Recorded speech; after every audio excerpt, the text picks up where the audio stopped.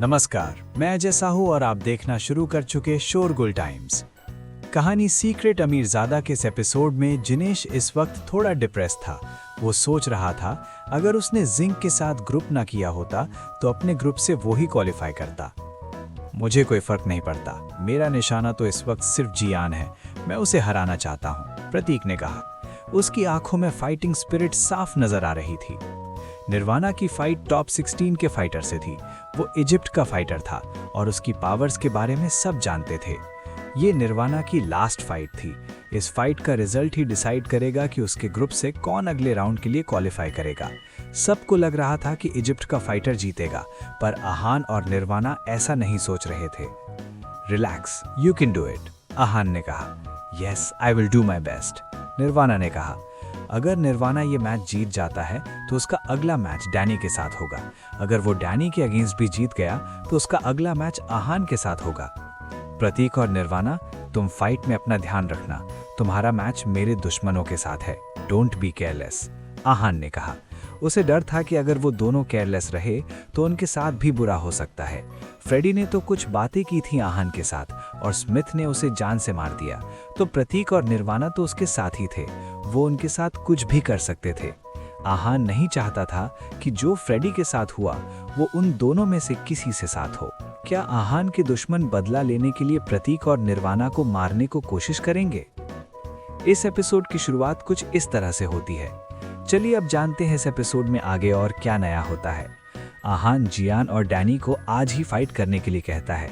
ये सुनकर इवान को गुस्सा आता है और वो कहते हैं कि कोई भी अपने पर्सनल ग्रजेस की वजह से ऐसे फाइट के लिए चैलेंज नहीं कर सकता। आहान इवान से माफी मांगता है और जियान और डैनी भी रुक जाते हैं। आहान प्रतीक और निर्वाणा को केयरफुल और अलर्ट रहने के लिए कहता है। अब तक के सारे मैचेस बहुत इंटरेस्टिंग थे। ऑडियंस को आहान जितना एक्शन देखने को तो नहीं मिला था, पर फिर भी सब बहुत खुश थे। अगला मैच निर्वाणा और इजिप्ट के जॉन के बीच में था। जॉन मार्शल आर्ट के स्टेज 2 के फाइनल लेवल का फाइटर था। उसे सुप्रीम जॉन भी कहा जाता था क्योंकि वो बहुत पावरफुल था। मैच की शुरुआत में दोनों ने इक्वल स्ट्रेंथ दिखाई। कोई अंदाजा नहीं लगा पा रहा था कि ये मैच आखिर कौन जीतेगा। दोनों का हर मूव बहुत एक्स्ट्रॉर्डिनरी था। निर्वाणा का फाइनल और विनिंग मूव इतना शानदार था कि सुप्रीम जॉन को भी हार माननी पड़ गई। निर्वाणा ने जॉन को हराकर टॉप 16 में जगह बना ली थी। उसे काफी इंजरीज हुई थी। जब वो खुद को संभालते हुए स्टेज के नीचे आया तब प्रतीक भागकर उसके पास आया और उसने कहा, कांग्रेचुलेशंस ब्रो, क्या मस्त फाइट किया तुमने, कांग्रेचुलेशन। इसके अलावा प्रतीक का मैच भी अभी शुरू नहीं हुआ था, तो वो वहां से कैसे जा सकता था? निर्वाणा की बात सुनकर आहान ने आगे कुछ नहीं कहा और ना ही प्रतीक को मैच के रिगार्डिंग कुछ कहा। उधर जियान और उसका मास्टर चैंग आपस में बात कर रहे थे। जियान, तुम्हारा सामना अब प्रतीक के साथ है। प्रतीक को कमजोर समझने की गलती मत करना। बेहतर यही होगा कि तुम अपनी गलतियों से अच्छी सीख लो और अपने ओपोनेंट को अंडर एस्टिमेट ना करो। चैंग ने बहुत सीरियसली अपने स्टूडेंट को समझाया। डोंट वरी मास्टर, मैं अपनी गलती नहीं रिपीट करूंगा। मैं उस प्रतीक को जीतने नहीं दूंगा, जियान ने कहा। वो प्रतीक को हराकर अपना नाम बनाना चाहता था। स्टेज पर जाने से पहले ही जियान की इनर स्ट्रेंथ सर्ज हो गई थी और टेरिफाइंग पीक पर पहुंच गई थी। दोनों जब स्टेज पर आए तब प्रतीक ने सेंस किया कि जियान के दिमाग में इस वक्त सिर्फ जीतने का भूत सवार है।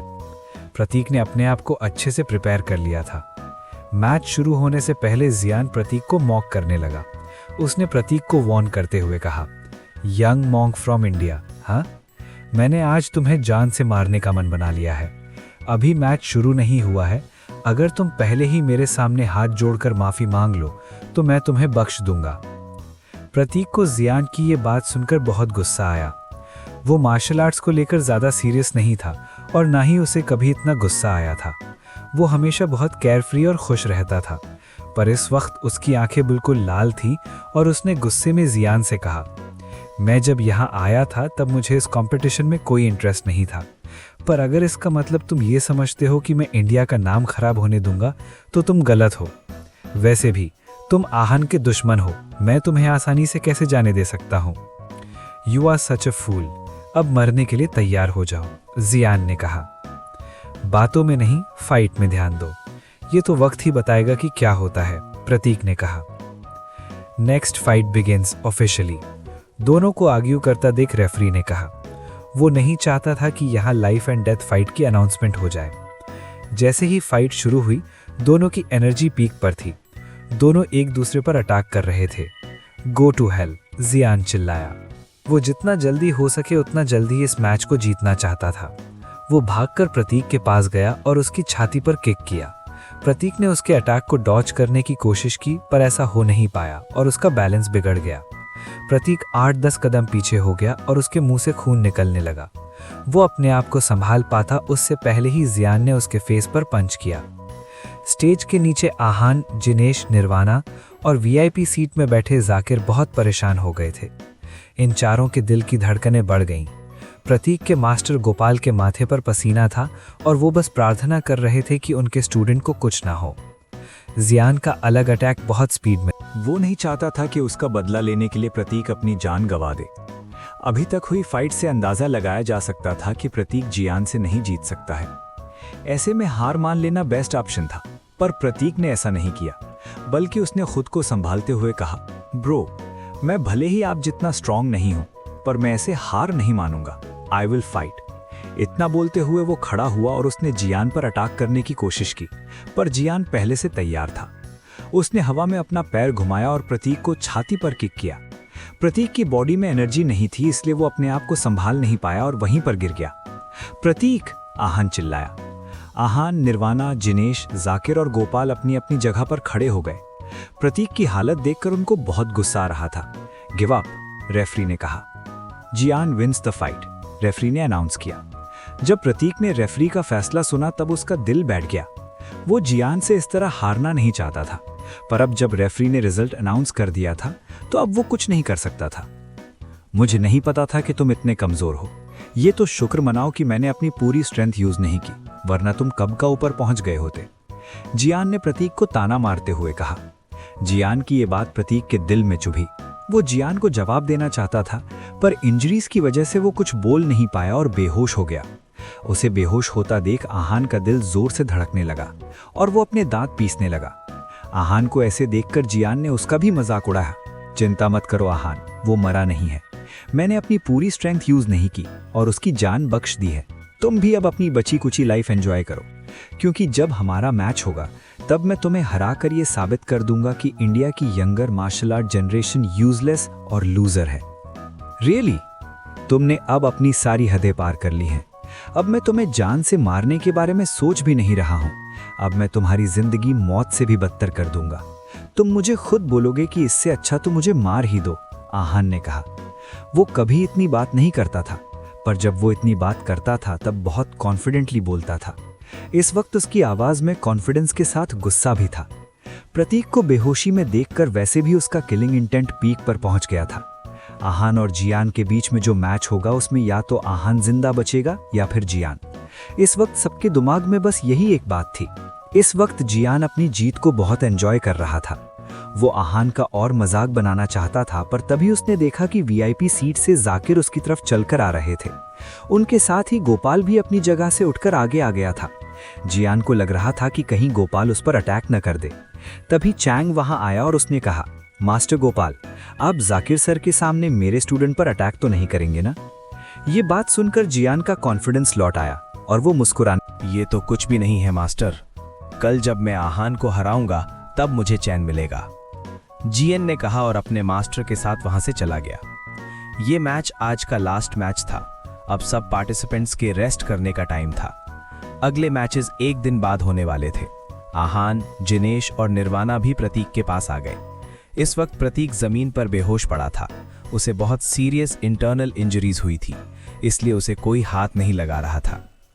प्रतीक की हालत कैसी है? आहान ने वहां आते ही पूछा। इंजरी सीरियस है, कोई प्रोफेशनल डॉक्टर ही इसे ट्रीट कर पाएगा, जाकिर ने कहा। वहां पर मेडिकल अरेंजमेंट्स बहुत अच्छी थी। कुछ ही सेकंड्स में वहां पर एम्बुलेंस आई और प्रतीक को हॉस्पिटल ले गई। उसके साथ जाकिर, गोपाल और आहान भी गए।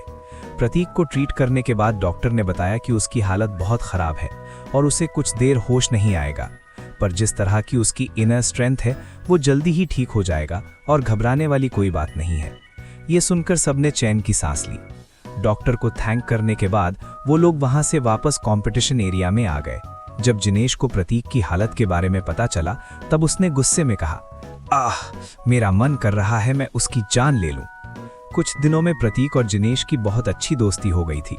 निर्वाणा को भी बहुत गुस्सा आ रहा था और वो दांत पीसते हुए आहान की तरफ देख रहा था।